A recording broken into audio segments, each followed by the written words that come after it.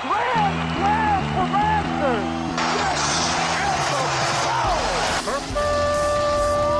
It's time for Blessed to Play on EWTN Radio, uncovering the role that faith plays in the lives of sports professionals from around the country. And now, here's your host, Ron Meyer. Fire, score!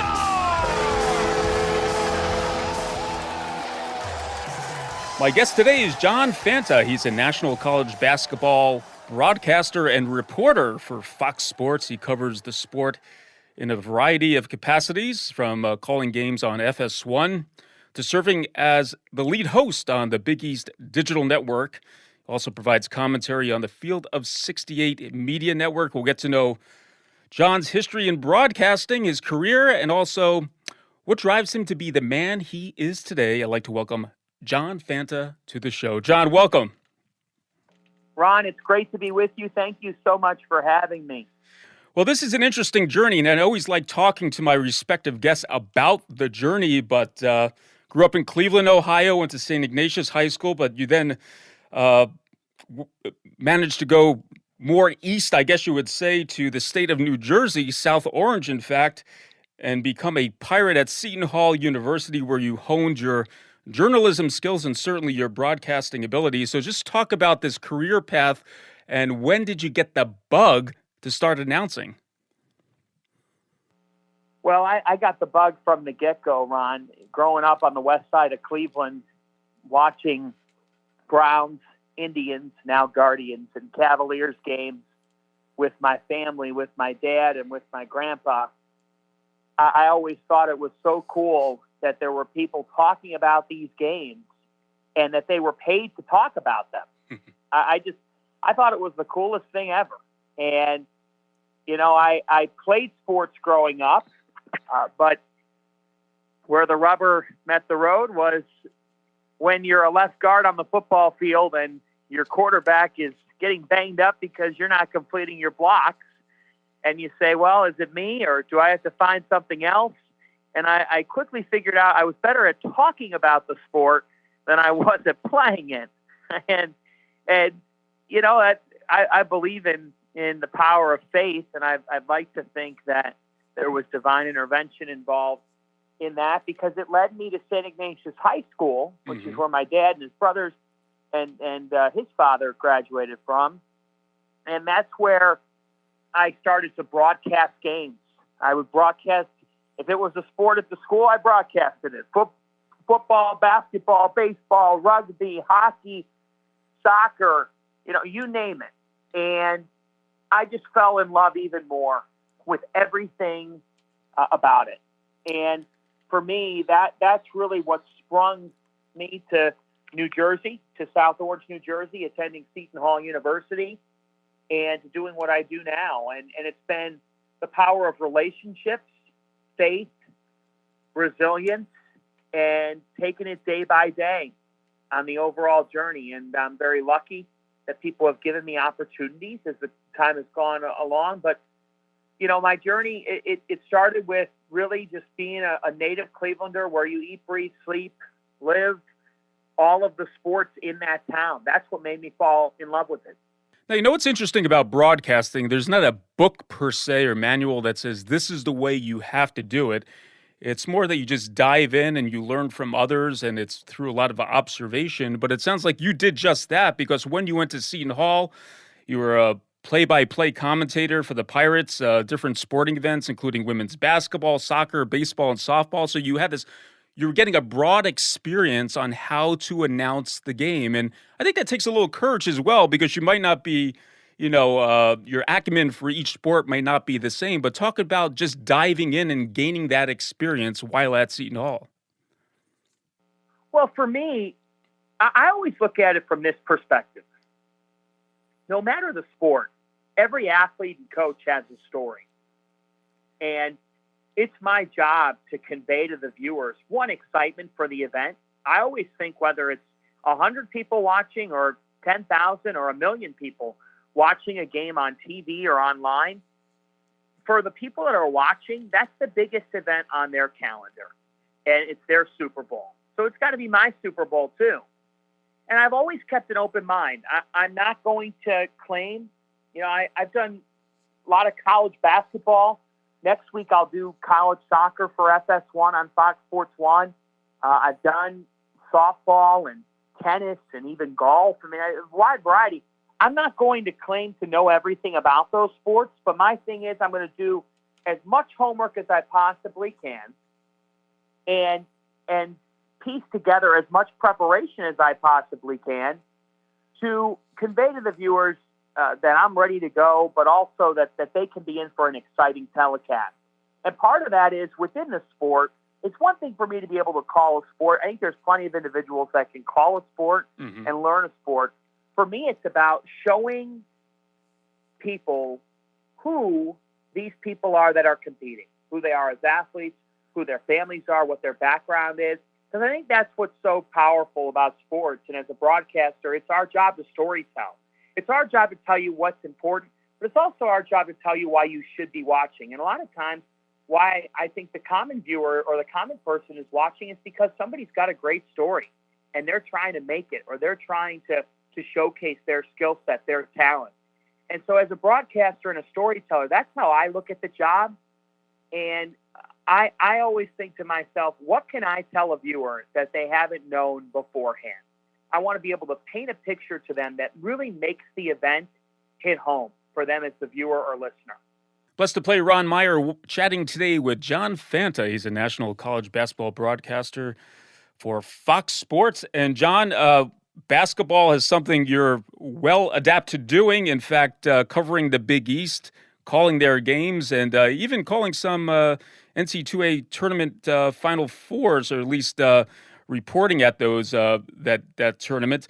But talk about just covering college basketball. It's an exciting sport. The Big East has a lot of, especially going into this year, a lot of stories within the story about the conference. Of course, Rick Pitino coming now at the head of the Red Storm to coach at St. John's. But is basketball something that you're gravitating to as your sport that you like the most?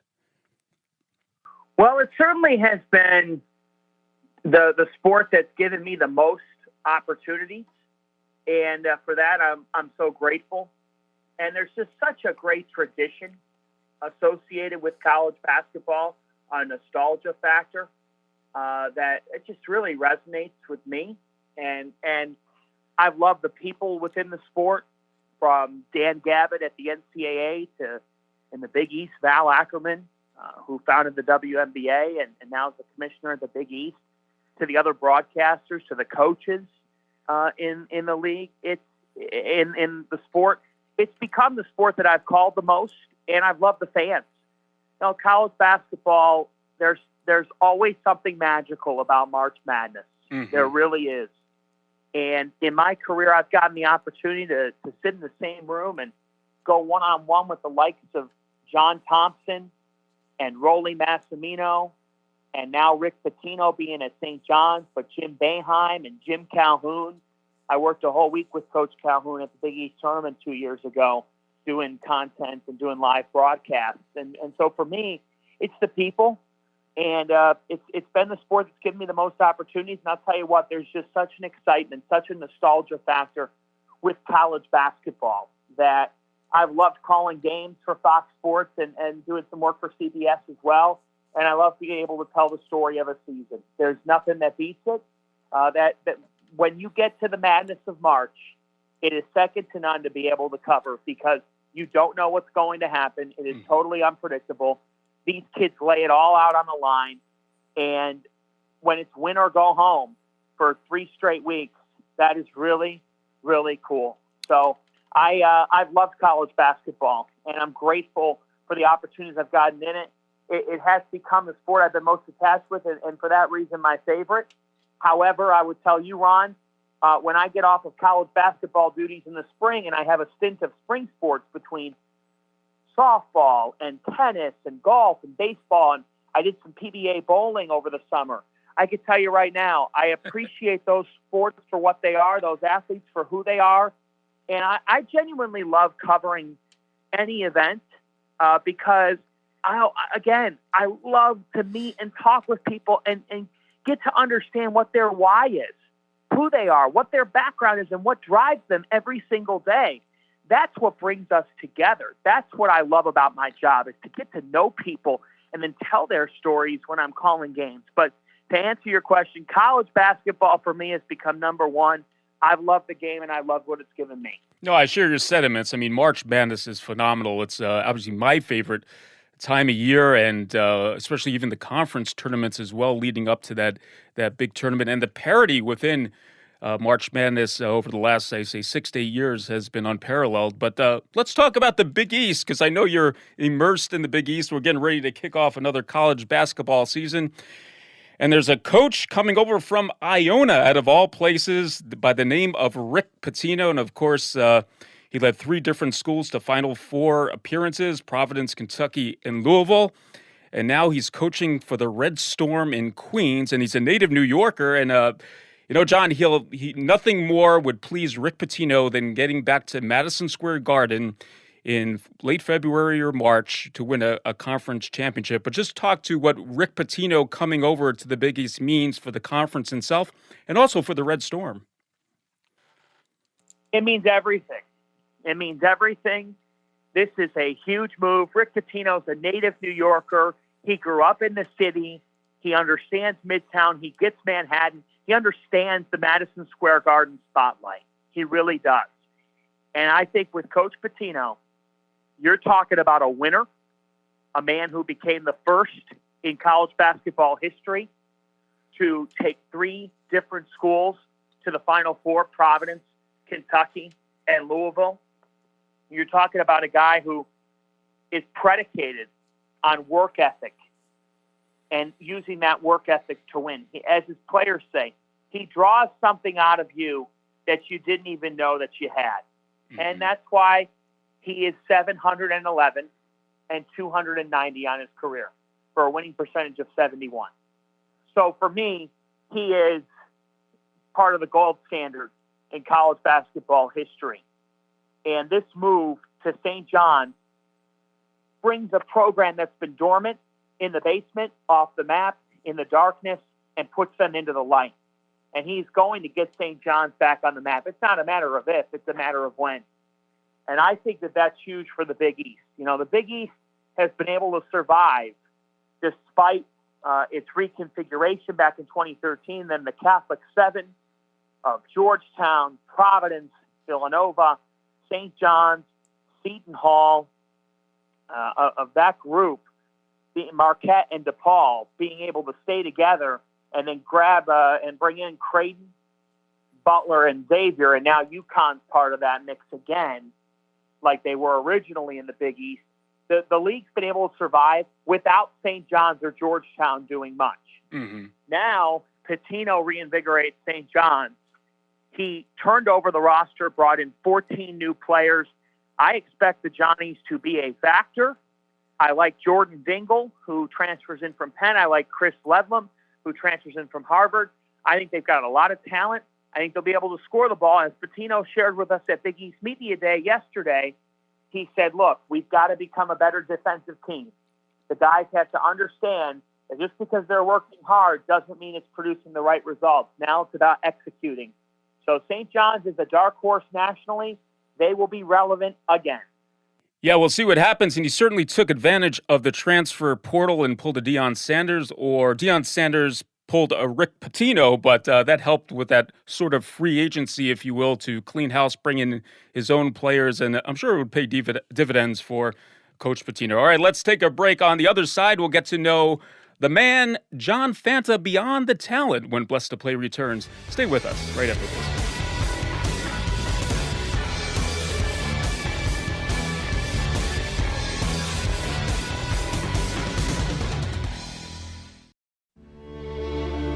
Lord Jesus Christ, who are called the Prince of Peace, who are yourself our peace and reconciliation, who so often said, "Peace to you," grant us peace. Make all men and women witnesses of truth, justice, and brotherly love. Banish from their hearts whatever might endanger peace. Enlighten our rulers, that they may guarantee and defend the great gift of peace. May all the peoples of the earth become as brothers and sisters. May longed-for peace blossom forth and reign always over us all. Amen.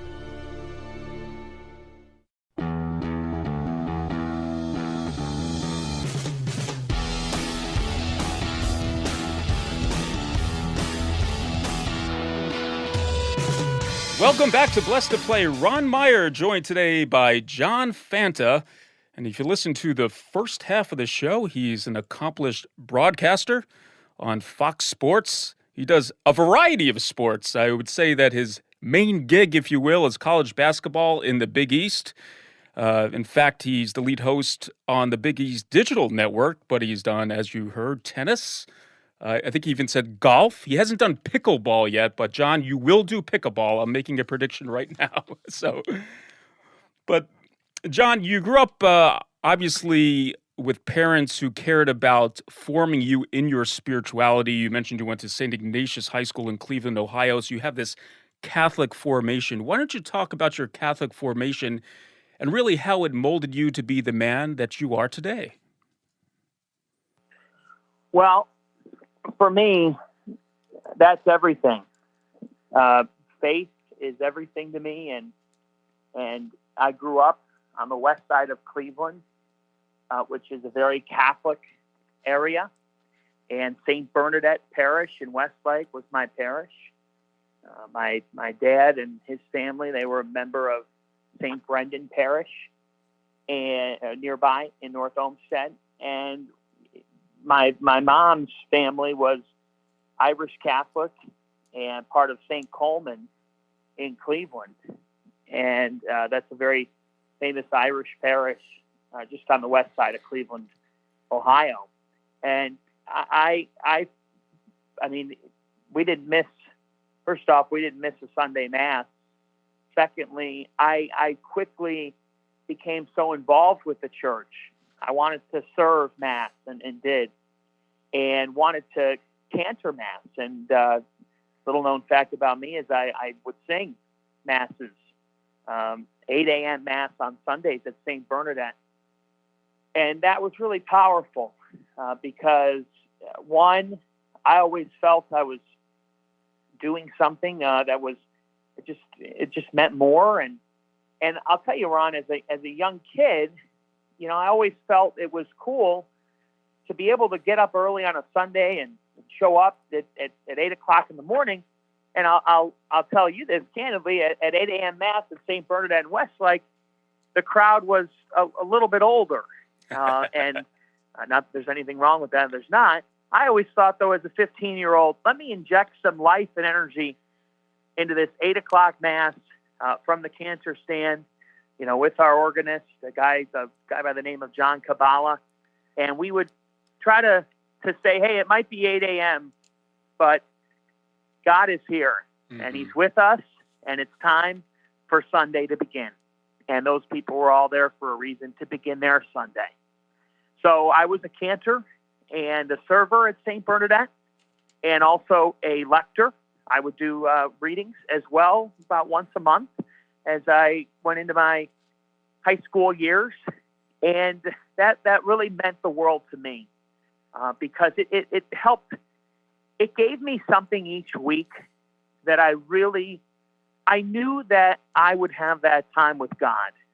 Not that I wouldn't have other time with God, but I think that for me was just an early formation that allowed me to understand how much faith was going to mean to me in my journey, but also to understand how much I needed God every single week.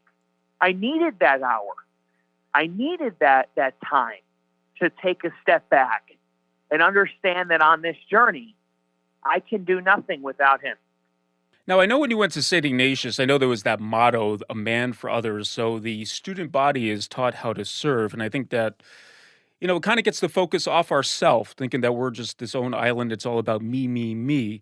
So now when you go to your professional career, what you're doing, how do you stay grounded in the quote unquote rat race? I'm sure you're very busy day in and day out, but how do you stay grounded in your faith? Well, that's a great question. And I think it's something that I'm always working on. You know, one of the things that I look at and I say is, you know, you're never going to be perfect. We're not perfect in this. I'm certainly not perfect. And working on that is something that's constantly on my mind, because I know I can't live without faith and God. So staying grounded, the first thing that keeps me grounded is I've been very fortunate, very blessed, and very humbled in so many ways, and thankful that I've been able to participate in the sacrament of marriage in the last 2 months as I'm talking to you. So I was recently married to Victoria on September the 1st. We've been married now for 8 weeks as I speak with you, and it's been beautiful. It was a beautiful wedding. It was a beautiful sacrament, and it was just such a terrific day. And that she has kept me grounded. She keeps me grounded. She keeps me focused. She keeps me understanding of the biggest things that matter in life, which is faith, which is God, and which is love and loving others. You know, I think for me, Ron, the biggest thing that I always look at is the understanding how much we need our families through it all. Our families are all special and unique. And, you know, I'm fortunate I have 3 younger siblings, but I have 2 wonderful parents and a wonderful stepmother as well. And through all the years, you know, you understand that when you don't have anything, or when nothing's going right in your life, you do have some people, always, and that is your family. But I think beyond that, for me and my job, I always say to myself, I get the opportunity to talk about sports for a living.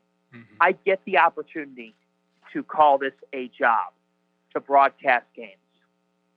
And I'm thankful to our Lord and Savior that I get that opportunity every single day. And if I'm not using that as an outlet of happiness, then what am I doing? Because God has given me this gift. And it's my opportunity to go to practices, to go to shoot-arounds, to go to games, and to be there, and to be present, but also to be there for others, to ask them how they're doing, and to say, hey, how are you today? And how are your parents? How are your family? You know, I often say in my job, Ron, who I am as a person off the air is as, if not more important than who I am on the air. There's so many talented broadcasters, reporters, play-by-play broadcasters, interviewers out there, but not everybody may be as kind and as caring and as selfless. And I try to focus on those principles because it's really important in my life. So I think in my daily journey, it's about making people smile and understanding that, you know, God's with all of us. How do we bring that out of each other every day? Yeah, and faith transforms us from the inside out. So that's where it's most shown. We don't have to be preachy. We don't have to, you know, put our stuff on a pedestal, but it does something internally to us that makes us go beyond ourselves. And it sounds like it's doing that for you. I'm chatting with John Fanta. He's a national college basketball broadcaster and reporter for Fox Sports. And John, you've seen a lot of great athletes. And, you know, I played sports my whole life, and I've seen athletes. I said, wow, what God-given talent that this particular athlete has. Name some athletes that have just, you know, made you in awe of their respective individual talent. Wow, that's a great question. I'll tell you what, I mean, in the college basketball world, we have a 7'4" center who is a big friendly giant. His name is Zach Edey, and he is just an all-American talent. He plays for Purdue. I think he's fantastic in every way. And he inspires me because he strives for greatness, but he's also just great to people. You know, he's such a good person. You know, another guy that I think is an example of how you should be a professional athlete in both the way that he plays, how hard he plays, the kind of teammate he is New York Knicks point guard Jalen Brunson. He went to Villanova. I got a chance to cover him at Villanova. Jalen recently got married this summer. Who he is as a player and as a person is terrific. He is first class in every single way. I'm telling you, he is all class in every way. So, those are a couple of athletes that I've been aligned with in the past. I mean, another guy that I think is really both a great person and was a great player is a guy by the name of Doug McDermott, former National Player of the Year in college basketball. Mm-hmm. But Doug has had a long NBA career, 10 years in the NBA. He's now with the San Antonio Spurs. His dad, Greg, is the coach at Creighton University. Great person, great family. Family means the world to the McDermotts, and they're a faith-based family as well that understands that life's bigger than just basketball. So those are a couple of names that I look to as examples, as guys I appreciate, as people who are just so first class. Yeah, great stuff. Well, it's been a joy to talk with John Fanta, and you could certainly catch him throughout the college basketball season on Fox Sports FS1 and the lead host on the Big East Digital Network as well. Well, John, congrats once again on your recent marriage to you and Victoria. I know you managed to get to Italy for your honeymoon where there's a lot of reminders of faith, but thanks so much for sharing your journey right here on Blessed to Play. Appreciate you, Ron. God bless, and thanks so much for having me. Hey, Blessed to Play fans, check us out on the web at blessedtoplay.com. That's blessed2play.com. You can like us on Facebook. Hit us up on the platform X at Blessed to Play. For John Fanta, I'm Ron Meyer. We'll catch you next time right here on Blessed to Play. You've been listening to Blessed to Play with host Ron Meyer on the EWTN Global Catholic Network. If you have a question or comment about today's show, feel free to email us at info@blessedtoplay.com. That's blessed, 2, play.com. You can also connect with the show on the web at www.blessedtoplay.com. Again, that's blessed, 2, play.com. Join us again next time for Blessed to Play on the EWTN Global Catholic Network.